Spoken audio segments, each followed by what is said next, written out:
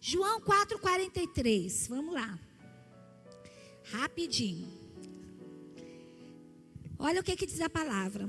Depois daqueles 2 dias, ele, Jesus, partiu para a Galileia. O próprio Jesus tinha afirmado que nenhum profeta tem honra em sua própria terra. Quando chegou a Galileia, os galileus deram-lhe boas-vindas. Eles tinham visto tudo o que ele fizera em Jerusalém, por ocasião da festa da Páscoa, pois também haviam estado lá. Mais uma vez, ele visitou Caná da Galileia, onde tinha transformado água em vinho. E havia ali um oficial do rei, cujo filho estava doente em Cafarnaum. Quando ele ouviu falar que Jesus tinha chegado a Galileia, vindo da Judeia, procurou e suplicou-lhe que fosse curar seu filho, que estava à beira da morte. Disse-lhe Jesus: se vocês não virem sinais e maravilhas, nunca crerão. O oficial do rei disse: Senhor, vem, antes que o meu filho morra. Jesus respondeu: pode ir, o seu filho continuará vivo. O homem confiou na palavra de Jesus e partiu. Estando ele ainda a caminho, seus servos vieram ao seu encontro com notícias de que o menino estava vivo.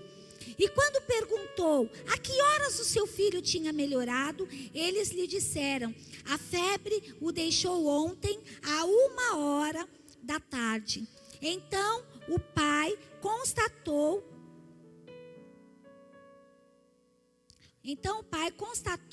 que aquela fora exatamente a hora em que Jesus lhe dissera: o seu filho continuará vivo.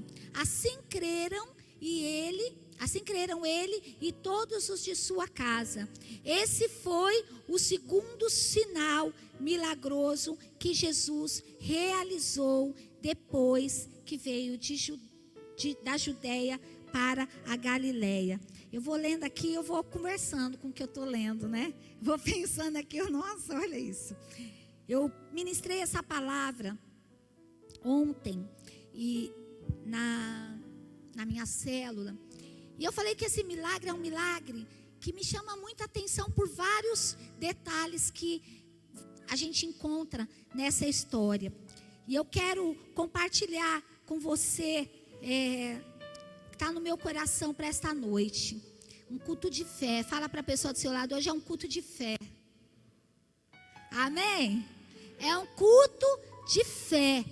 É um culto para levar o teu coração a crer, a confiar em Deus, a descansar no Senhor, a ter uma confiança que você não precisa ver, você só precisa acreditar. Muitas pessoas são meio Tomé. Eu só acredito vendo, né? Tomé era o discípulo de Jesus, que ele precisava ver, ele precisava tocar. Ele vai assim: Senhor, deixa eu tocar aí, né? Nas suas mãos, na cicatriz das suas mãos, para eu poder crer. E tem tantas pessoas dentro da igreja que estão há anos dentro da igreja, servindo a Jesus, mas que ainda não confiam, que ainda não creem completamente no Senhor. Precisam de provas, precisam de testemunhos, né? O povo judeu, me lembro uma passagem, que eu acho um texto ali que eu fico às vezes indignada com aquele povo, que eles olham para Jesus ali no milagre dos pães, eles olham para Jesus e eles falam assim: Senhor, Jesus tinha acabado de fazer um grande milagre. A multiplicação dos pães e dos peixes é sobrenatural. Mas eles olham para Jesus e falam assim: qual vai ser o próximo milagre para que a gente possa crer em Ti? Fiquem abismados comigo, né? Qual que é o próximo milagre? Oh, esse milagre foi muito bom. Qual que é o próximo milagre? Para que eu possa crer. E às vezes nós vivemos assim. Nós queremos viver de milagre em milagre. Né? A gente acha que a nossa vida tem que ser assim, milagre em milagre. A gente não quer viver as provas. A gente não quer passar pelas provas.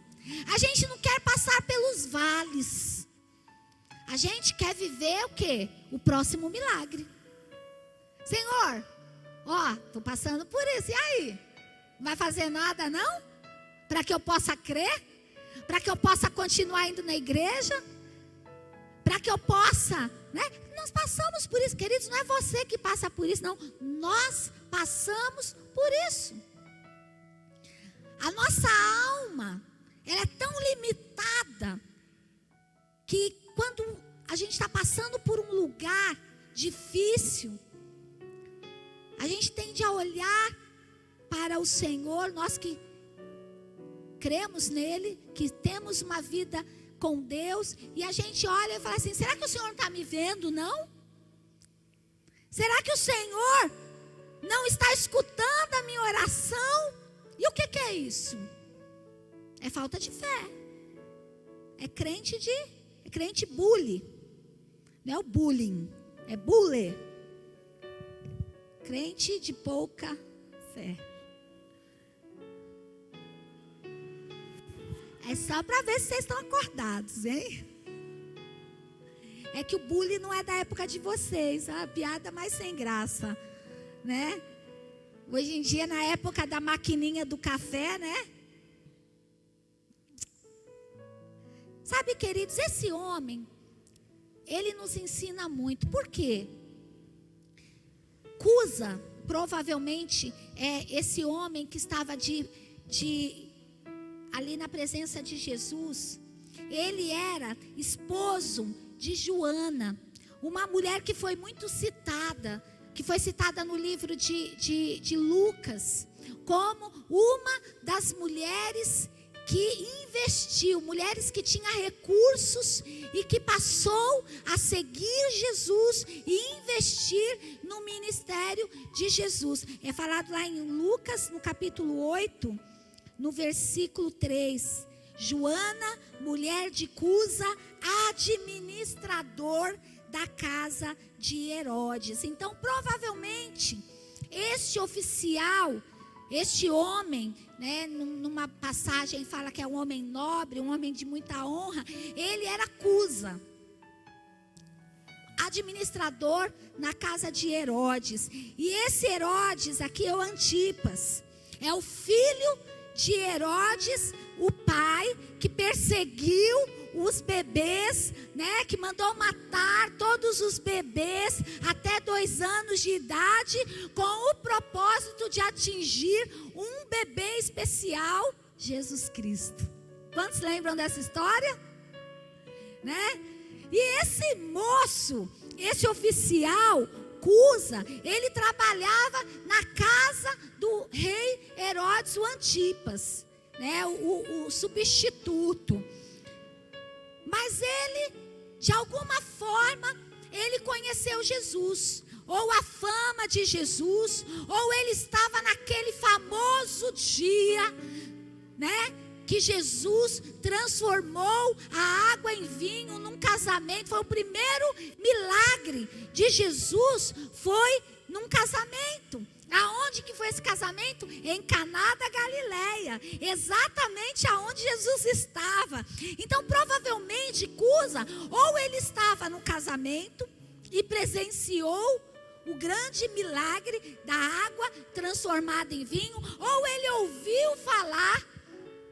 Não importa como ele conheceu Jesus, como ele conheceu o poder de Jesus. A questão é que ele estava aqui com uma situação. Ele tinha um filho que estava doente. Nesta época, provavelmente era uma época de outono, e em Caná da Galileia era uma época quente. E nesta época, quando a gente faz um estudo, né, mais aprofundado, exegético, que a gente começa a estudar o fundo da história, a gente descobre que existia uma febre muito forte, né, dessas que a gente vê por aí na África, no Brasil, que mata muita gente por causa dos insetos e dos mosquitos. Uma das pessoas que teve febre e foi curada foi a sogra de Pedro. Quantos lembram disso? Que Jesus curou a sogra de Pedro porque tinha um febrão, né? Esse menino também, ele tinha uma febre. Está aqui no versículo 52. A febre o deixou, né? Então, o pai, sabendo que esta febre era uma febre que causava a morte, que levava as pessoas à morte, ele desesperou. Qual é o pai que tem um filho, né, que uma pontinha de febre não corre para o hospital? Quem que já fez isso aqui, né? Eu me lembro, no começo desse ano, a Beatriz, ela nem estava com febre. Mas eu olhei para ela e eu falei assim: Alex, ela não está com uma carinha muito boa. Acho que eu vou levar ela no médico. Mas ela estava correndo, estava comendo, estava brincando. Só que eu olhei para ela assim, e eu não sei, coisa de mãe, né? Aí nós fomos até a casa de um irmão, chegou lá, eu falei assim, eu só vou porque eu não sei onde que está o aparelhinho de saturação. Aí a mãe dele falou assim: eu tenho um aparelhinho de saturação. Eu falei: é mesmo? Ela tem, pôs lá no dedinho dela, deu lá 84, né? A saturação 84, eu olhei para a cara de todo mundo e tchau. Saí correndo e fui para o hospital. Daqui a pouquinho, uns 40, 50 minutos depois, eu liguei para o pastor Alex. Falei assim: meu bem, a Bia está com pneumonia, vai ficar internada. No começo desse ano, fevereiro, ficou 4 dias internada. Então o pai, a mãe, né, tem um desespero quando vê um filho quase doente. Não precisa nem estar muito doente, é quase. Olhou, sentiu algo diferente, a gente faz loucura. Foi o que esse pai fez. Ele, um homem importante, só que ele poderia ter ido para o hospital, ele poderia ter buscado os melhores médicos, ou talvez ele já tinha feito isso. A Bíblia não fala. O que a Bíblia fala é que ele foi para a presença de Jesus. Agora eu vou dizer para você, ele viajou 60 quilômetros para chegar ali onde Jesus estava. Detalhe: para ouvir Jesus, olhar para ele e falar assim: se vocês não virem sinais e maravilhas, nunca crerão. Se você não ver os milagres, não ver os sinais, você não crê. Jesus estava ali, despertando no coração daquelas pessoas que presenciaram um grande milagre. Jesus transformando 6 talhas de água em vinho. E mesmo assim, estavam ali questionando a pessoa de Jesus, questionando o poder de Jesus, questionando o fato de Jesus ser um homem e se achar Deus. Por isso Jesus falou: se vocês não virem sinais e maravilhas, nunca crerão.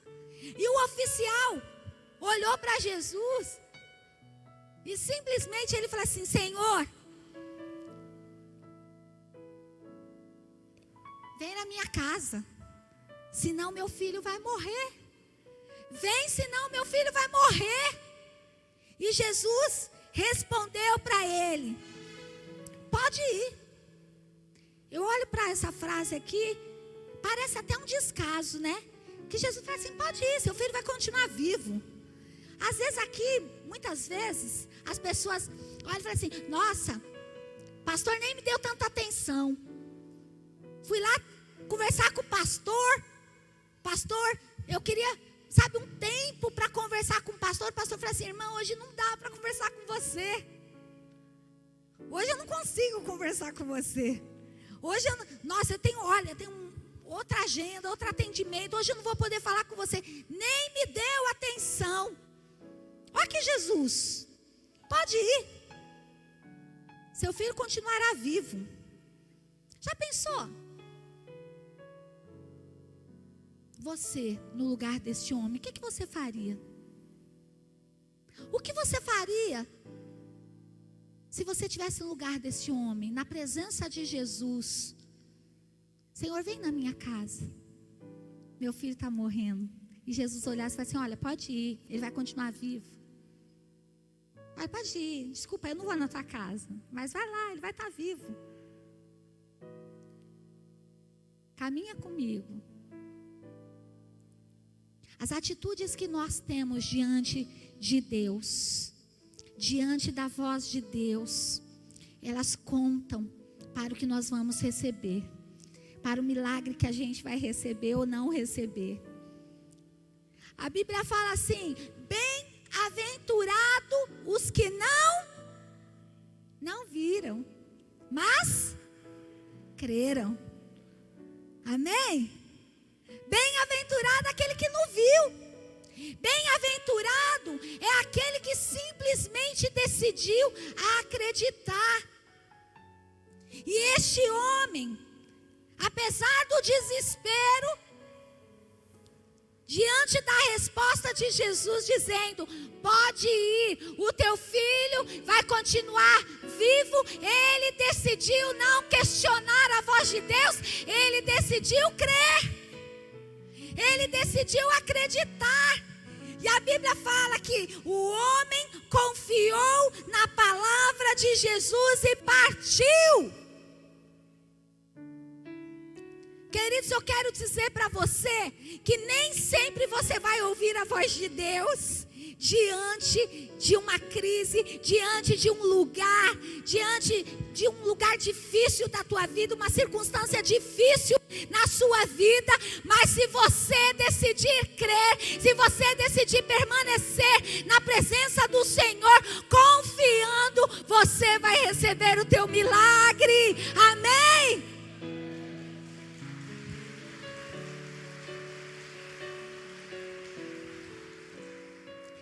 Estando ele a caminho, 60 quilômetros para ir, 60 quilômetros para voltar, o servo dele, um empregado dele, encontra ele no caminho para casa e dá a notícia: seu filho está vivo. Seu filho está vivo, seu filho não morreu. E aí ele pergunta: a que horas que o filho tinha melhorado? Qual foi o horário que a febre baixou? Qual foi o horário que a febre deixou ele? E aí ele diz: a febre o deixou ontem, a 1h que é a hora 7ª, provavelmente 7 horas. Aí ele para e lembra que o filho foi curado no momento que Jesus disse: pode ir para a tua casa. Não precisa eu ir. Não precisa eu ir com você. O seu filho vai viver. E assim creram ele e todos os de sua casa. Sabe, queridos, andar com Jesus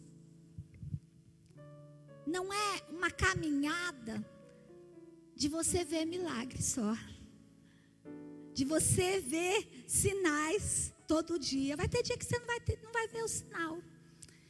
Vai ter lugares na tua vida que você vai esperar uma semana, um mês, 1 ano, 2 anos, 3 anos, 4 anos, 5 anos, 7 anos, 12 anos, como aquela mulher do fluxo de sangue. Mas se você decidir permanecer, você vai ver um milagre acontecer na tua vida. Você vai ver a bênção do Senhor sendo derramada na tua história. Andar com Jesus é uma construção diária. É uma construção, queridos, que você precisa fazer. Você e eu precisamos fazer nas nossas vidas. Hoje à tarde eu parei, eu sentei, no meu quarto eu fechei a porta. E eu sentei, eu olhei para o céu e eu falei com o Senhor. E eu derramei meu coração ali, na presença dEle. E eu falei, Senhor, está difícil, mas eu creio.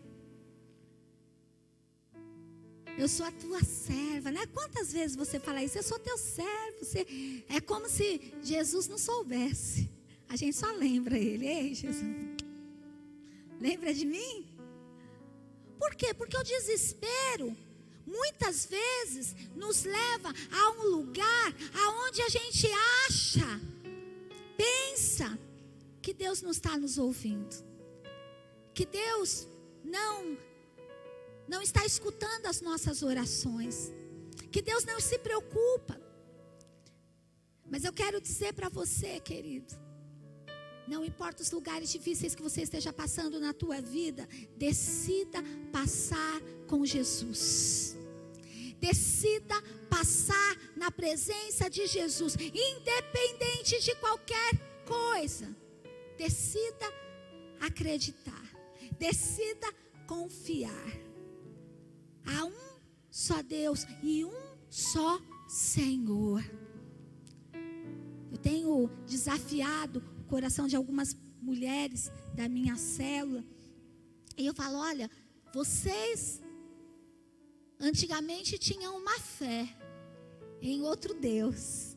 Mas hoje eu tenho apresentado Jesus Cristo para vocês.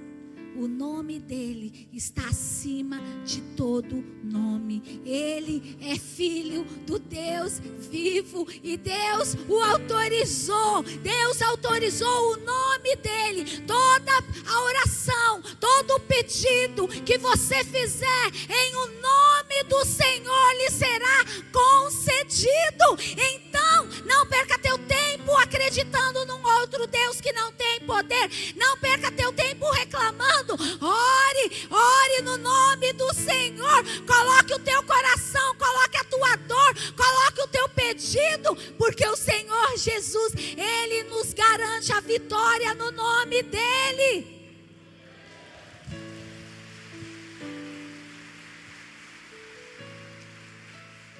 Você não precisa, querido, de um Deus numa imagem. Você não precisa, querido, de Deus numa figurinha, da imagem de Jesus. Você não precisa disso. Você só precisa saber que o nome do Senhor Jesus, Ele tem poder para curar, para libertar, para ressuscitar aquele que está morto.